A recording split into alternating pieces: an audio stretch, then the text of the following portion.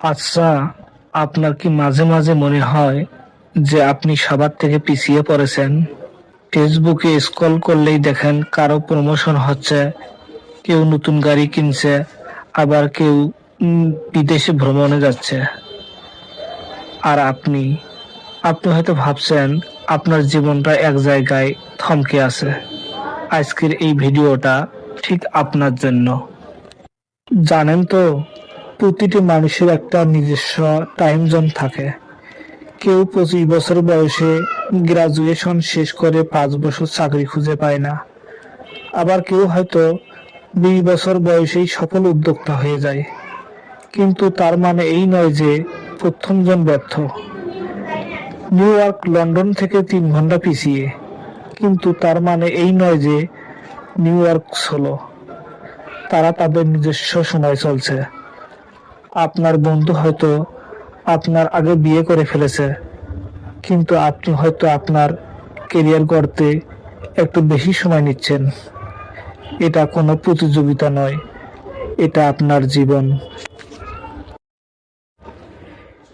একটি বাঁশ গাছ রোপণ করার পর প্রথম 4 বছর আপনি মাটির উপরে কিছুই দেখতে পাবেন না, কিন্তু পঞ্চম বছরে সেটি মাত্র 6 সপ্তাহের মধ্যে 80 ফুট লম্বা হয়ে যায়।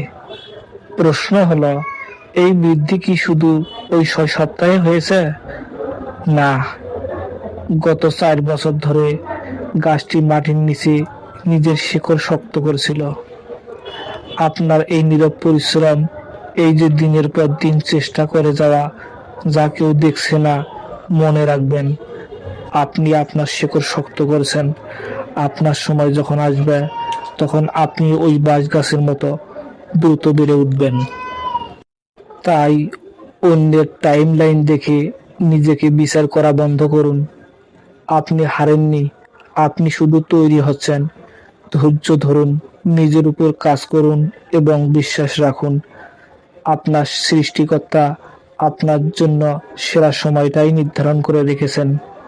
যতক্ষণ আপনি থামছেন না, ততক্ষণ আপনি পিছিয়ে নেই।